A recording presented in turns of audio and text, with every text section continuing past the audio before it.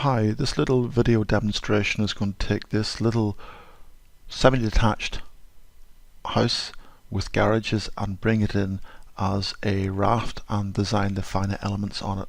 So we've got our little simple drawing. I'm going to first of all save this, and we're going to save it as a DXF file, and we might as well just save it as a reasonably straightforward 2017 type DXF. We'll save it in the drawings and we'll call it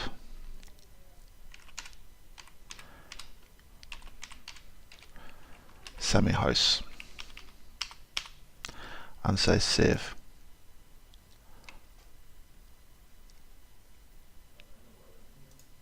So we're saving it.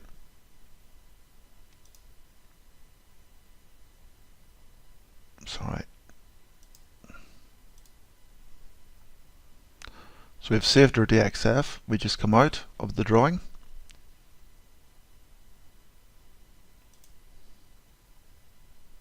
And now we go to MasterFrame. We start MasterFrame and we take a brand new file. And we're going to call it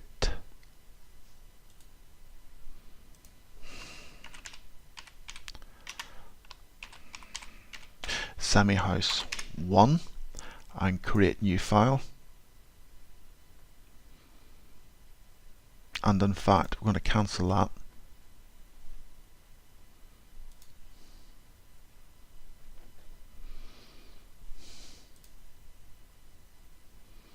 We're going to go to frames and import a DXF file, and it is in libraries, documents,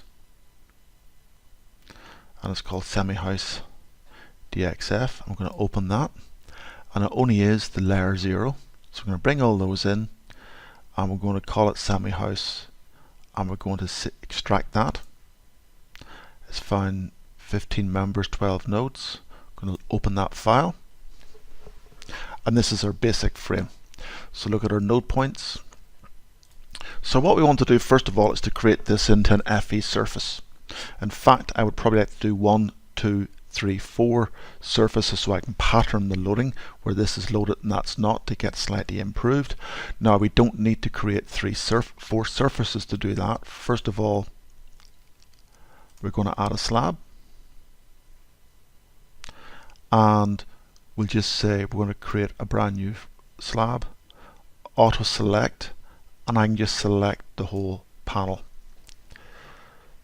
And then I come to openings, I have none. Edge supports, I'm not going to have any. I'm going to say it's a soft clay, so with 10,000 kilonewtons per meter cubed, compression only.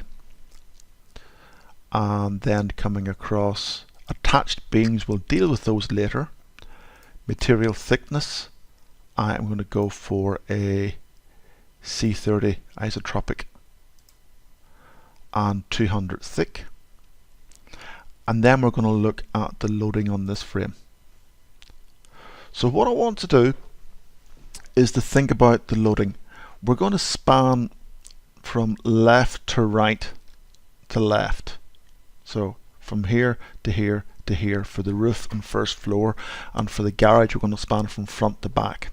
So we're going to just make up some loading. So first of all, we're going to add a new load, and it's going to be a live load, and we're going to put the same live load on the garage as well as the remainder. So we're going to put in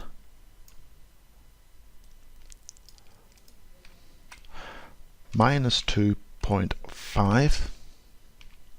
So that's minus 2.5, and we'll put it in as an alternate load. So live alternate over all this, and we'll handle that in a moment. And we're now going to add a new load, and it's going to be a line load, and we're going to put the line load, and we're going to put first of all a dead load, and we're going to put minus 15 kilonewtons. I'm going to put that right across here to carry the first floor and the roof. And the load points, and I'm just going to draw it from this point right the way across to this point and apply, and there's that load applied. I'm going to take another one and do it exact same over here, and it is dead alternate. So I'm going to come in and add in another load and do the exact same over here and apply, and the loading is again minus 15. So that's 2 dead loads. I'm going to apply a third dead load, and it's going to be minus 30. We're just going to double it up, and it's going to be not there, but drawing it from here, let's move that out of the way, to there, and apply. So there we go, the 3 loads. And if we want to draw all the loads, we can draw all the line loads and see those coming through, and we can scale those down so they're a bit smaller for us to see, and put the values on those. So those are my live load, my dead loads on those 3. I'm going to put one front and back here, one front and back here, and then I'll put some live load on as well. So close that. Very straightforward. Add another load, and I'm going to put it as being a smaller load of minus 10, and it's going to be from here to here, and apply. I'm then going to add it again, and it'll be again minus 10, and this time it'll be from here to here, and apply. So there we go, and then we will do the exact same here and here. So add a new load, minus 10. I could use the copies, but it's just as quick, because you just still need to tell it where it's from, and here, and apply. Add another load,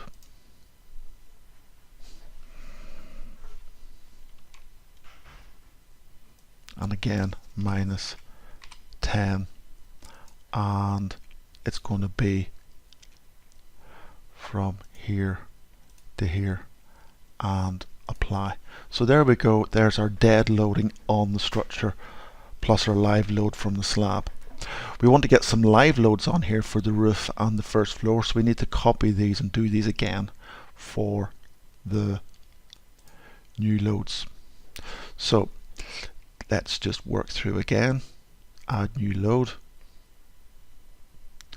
and I'm going to go from left to right. I'm going to turn on all the load points so I can see what my load points are. I'm going to turn off all these loads. So I've got my load points on, and I'm going to start over here,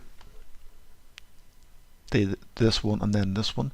So what I've got is a live load this time, and I'm going to put a small live load of minus 5 between 10 to 2. So there it is, and then I will add another one, again live alternate of minus 5 between 11 and 12.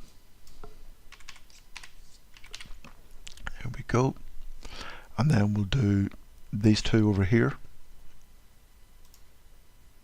live load of minus 5 between 4 and 9. Naturally I could pick the node points again, add another one, minus 5 again,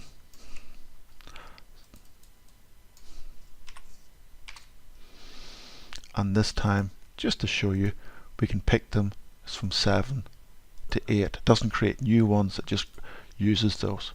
And then we've got these ones, 1, 2, 3 more to do.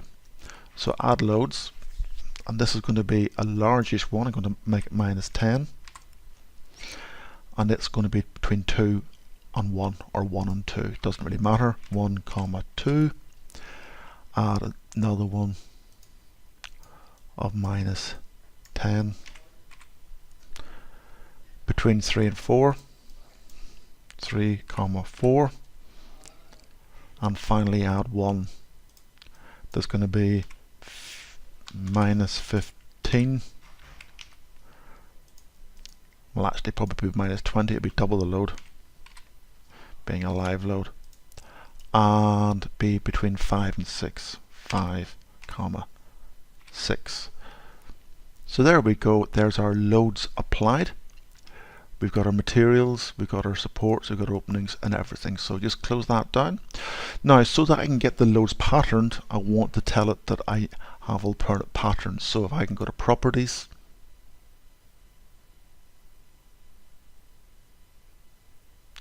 actually loads, and FE service load patterns. So I'm going to tell it which surfaces are the L1 D1s and which are the L2 D2s. So load set 1 in apply is these and these. Load set 2 is these and these, and that allows us to do our patterning very simply. So now if I go and I look at my loading cases, probably be best to tell it that we're working to the Euro code in the UK, yes. And instead of using these, I'm going to import some loading cases and replace all the existing ones. So I'm going to go in to my library,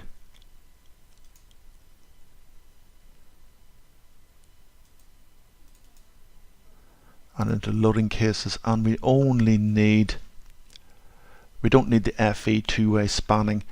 We'll just go for the concrete 1.35 and 1.25s. So we're just going to import those as a full replacement, apply, and we've now got these loading cases done for us. So we look at our combinations, we've got the loads and all spans loaded, and then we have max, min, and then we have the opposite, min, max, and then we have the service cases. So let's just now go and look at the FE properties. So we're going to go to analysis, but before we do that, let's go to the global options for the FE surface. And we'll just take a default 1 meter mesh and just say OK. And then just say analyze, static analysis. It's going to mesh it up, and then it's going to try and analyze it. And it's unstable, and that's because the whole frame can rotate. So what we need to do is just pop in 2 restraints to stop it rotating. So static supports, we have one there which is vertical. We don't really need a vertical support, we just need it to be pinned, and in fact with no y-axis. And we probably need a second one which will be there, and that's just going to spin at the minute. I need to put no y but an x and a z. So we've stabilized it in 2 points so it can't rotate on plan, and that should give us the stability we need for our analysis as a space frame. And off we go. Now let's look at our results. Graphical results. We will see that when we look at the deflected shapes, that's all we're going to get is really deflected shapes. We will see that we're going to get some strange values when we look at the different loading permutations. So we've now got max min and min max. So if I magnify that up so it's very accentuated, you'll see that the whole structure is now coming sort of maximum, minimum, maximum, minimum. If I go back to all spans, you'll see that everything's going down, and then alternate and alternate and back again. So we can see that, but that's just the wireframe. Now what we're really after is the shell elements, and we can now see the shell elements doing their work. Now if we look at the results, the first thing we're interested in is something called errors. So let's go to the top, and we can see we've got quite a big errors here and here. So how big? So let's look at the maximum errors, and I want to see the legend, and we can see we're way up to 17% errors in these. So we want to choose a smaller mesh. It appears to be okay around these corners, but not here. So I'm going to come back out again, and I'm going to go to properties, and I'm just going to say, if we take this down to 0.5, and then analyze static, remeshing, reanalyzing, results, graphical, shell elements, and we'll see we've still got these errors, but they're not as big. There's a lot of areas that have very little error, and our overalls come down from 7.5 to 3.5. So we probably want to try and concentrate in around these two areas and have a finer mesh. So what we can do is we can come back to our analysis and do some local mesh intensities. So what we're going to do is we're going to choose some points, and we're going to make them. So we're going to say that we're going to choose these two critical points, and we're going to mesh down to 0.1 of a meter, and the radius of influence is usually 3 times the bigger, so it's going to be 1.5 meters out, and it's those two, but we might as well maybe do a couple of other corner points that may be significant, and since we're here, and close that down, analyze static, and it's going to remesh, and you'll see that we now get a finer mesh around these points to give us more accurate answers. So we now come in to our results, graphical, and again into shell elements, and we're way down. Now there appears to be an error in here that we may want to think about introducing a node and making that more accurate, but our overall errors have come down considerably. So I'm going to now think about this, and actually I'm going to deepen a beam here and around the edges. I'm going to put in drop beams around the edges and along here, and that will take out some of that error. So what I'm going to do is going to do two things. I'm going to go to properties, and I'm going to go to members and take this member and make it into a concrete member. I'm going to only make it into a 400 wide by 200 deep, and then I'm going to copy that here, here, here, here, here, here, here, here, here, here, and here, and down the middle as well. So what you should see is if I go to 3D and I rotate this, you can't actually see anything because they're in the same depth as the rest. But if I went back and said show me global, you'd see where I have, and I've missed out some here, and I've missed out that one by mistake, and I'll put it across here and here as well. So let's go back to copy and put it in there and there and there and there and there, and that's them all now done. I've taken that one out again by mistake because I'm just not paying attention.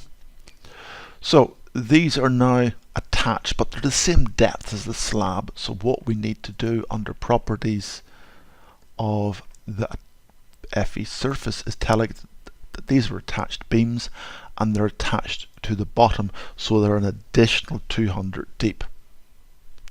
And all I need to do is in apply mode tell it that all of these are attached beams, so they're now all physically attached beams. Close that, and when I do my 3D and rotate it, you will see now I have these members dropping down, and they're dropping down from the center line, so that even just gives us the edge for the drop for our boot lintels into our boots quite handily. So let's reanalyze, static, remesh, space frame,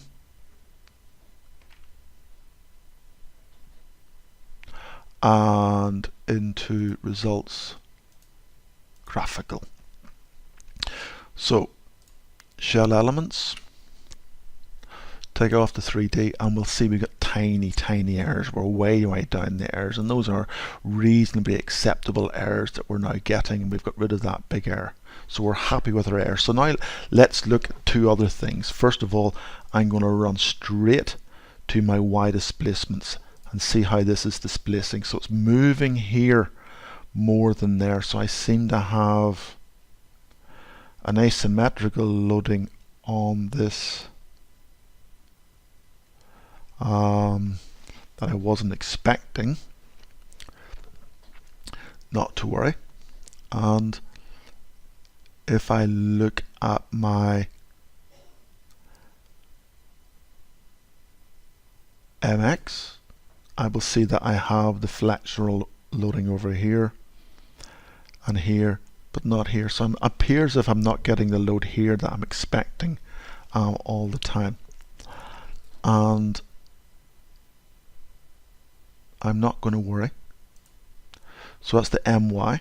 So that's the moments going in the opposite direction. As you can see, they're spanning, and that's the MXY. But those are all theoretical. What we're really interested in is the wooden armor moments. So there's our wooden armor moments coming through on the slab. As you can see, there's quite a lot of contouring coming around. So I'm a great believer in reducing the number of contours until we get something sensible. So around 10, and we can see we're being used up here with a lot of localized stress around here. So I'm just going to go back out and look at my loading to see why the structure isn't giving me the loading I thought I should have. So let's look at the loading on the frame.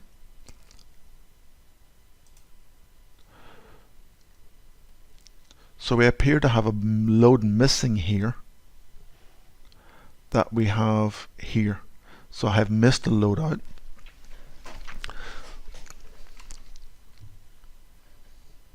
Just checking that that's not in other instances coming through. So close that down. Loads, FE loading. And in search we will find that we have a load, and it's probably easiest to go to loading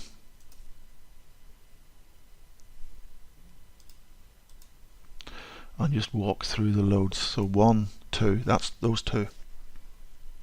3, 4, 5, 6, 7, 8, 9, 10, 11, 12, that one. It's the wrong axis, that's what's wrong with it. It's going the wrong way and was reducing the other. There we go. Always worth checking to see that your loads are all in the right direction. So we reanalyze, static analysis, space frame,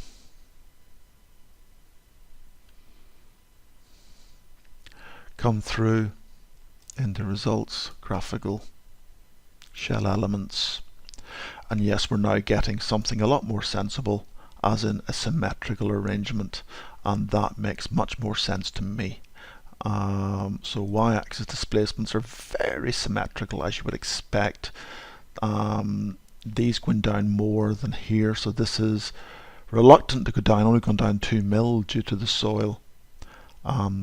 spring resistance, whereas in these corners here we're going down considerably, and they're being held up by this area as well. So this has been held by this as well as this area, and that's what you'd expect.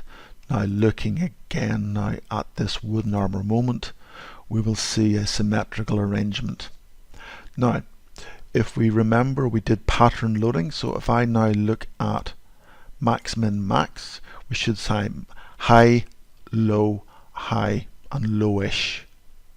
So that's what you expect, and then the alternate is lowish, high, lowish, high.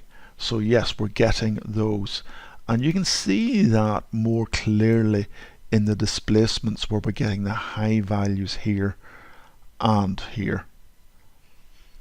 And if we go to pattern 1 or to pattern 2, high values here, because it's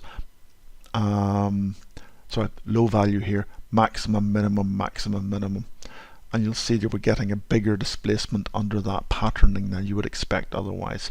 So the patterning is working very, very well. Now moments, MRX, MRY are all very, very good, but clearly we need to be careful of several things.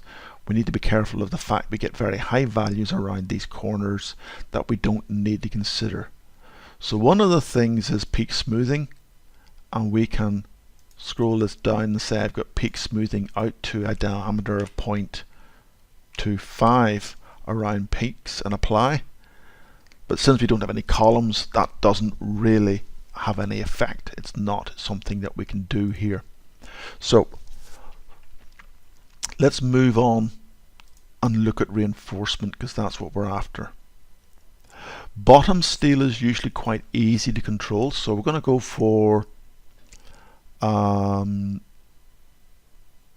plus half a diameter. I'm going to go for top as being 35 and bottom being 55, and then bottom here being 65 and bottom top here being 35, 45. So we're talking about hopefully using tens. We're going to use EC2, and we're going to use 500, and we're going to use 35 Newton concrete, and say OK.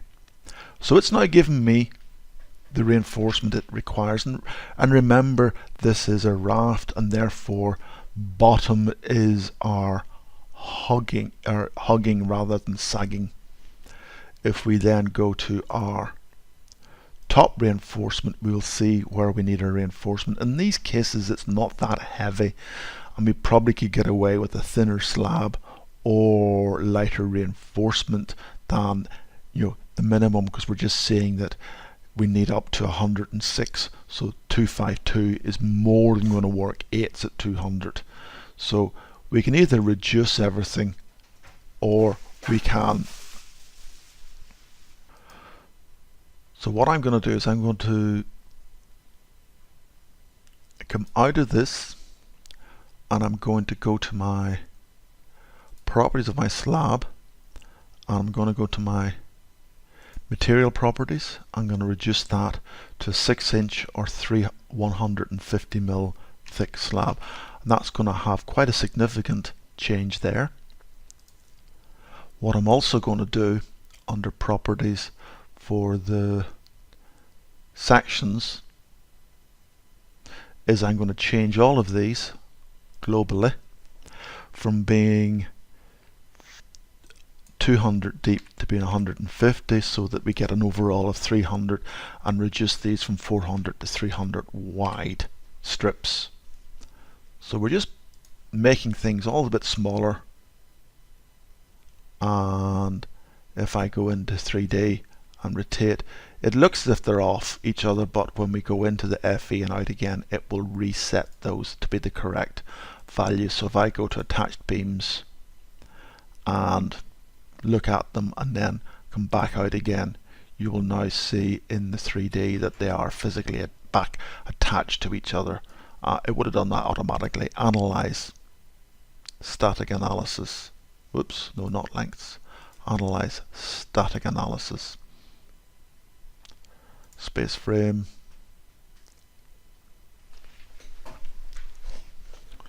can turn off our 3D in the results, graphical results, and here when we come to the top and we look at our shell elements, we'll see we need a lot more. So we're seeing now that we will actually need some more reinforcement, but not a lot more, because there's not a lot of load on the actual floor other than these walls, which are the hugging design. So X top will get away with 252. Y top would get away with 393 since it's the most critical. So we're going to put top steel of 393, and then we will come and look at the x-axis, and we will see that the x is that direction, so there's not a lot happening around here. 393 will suffice, and in the other direction we can see that we're actually up to some quite high values, and those quite high values are only at very localized points. So if I turn off my node points, you'll see they're at these localized points. They're not in here, although there is some in there. So the YY is going across. Hopefully I've got my axes right. So looking at the top, if I turn on my axes, I will see that that's the X as I expected. So this is the Y. So it's the reinforcement running this direction that's causing havoc across here and at this high point. So what we can do, instead of relying on these contours, we can create lines through the structure. So what I'm going to do is I'm going to create a force line, and I'm going to not just pick basic nodes but any node, and I'm going to run it from this point all the way up to that point. Hopefully when I apply, you'll see that we're getting the moments coming through, and the moments are coming through at quite high scales. So if I reduce the scale in the right direction, Tommy, we'll see that our forces are coming through here, and what we are getting here is the YY bottom, and we're giving our values. So let's show the values, and we'll see that we're getting 1400. We're actually getting a very massive peak at these values which don't even make sense. So what I'm going to do is I'm going to take this across a 1 meter strip width and apply that, and you'll see that these values then come right down, and we were looking at the wrong values. So therefore we have now our strip. It wasn't looking at AS. So we have 500 at this point, 500, 600 at this point, 500. So here we have the 560. If I was to take off the strip averaging and apply, that's gone way up to 900. Not as much of a change there. So by taking this as over a 1 meter width, so not peak smoothing but strip averaging. No, not peak smoothing, sorry, strip averaging, there we go, and apply. We can do that over that width, or we can just apply another strip between, for example, this point and this point, and apply that, and you'll see again the 562. So what we're seeing here is that we would need to strip average again at 1 meter, and it's not really going to help it because it is constant along that line. So it's still 590. So we're going to need to put on, I would have thought, 393 plus 393. So 10s at 200, or a 393 mesh with additional 10s at 200 over this strip. And we can even look to see how far out we would need to do that by just running and looking at the diagram in plan now. At the minute, this is at a very terrible scale coming back down, and we would see that we would probably only need to do that out for about 1 meter either side, so we could get away with that all the way down there. So that is how simple it is to do your raft foundations as a raft.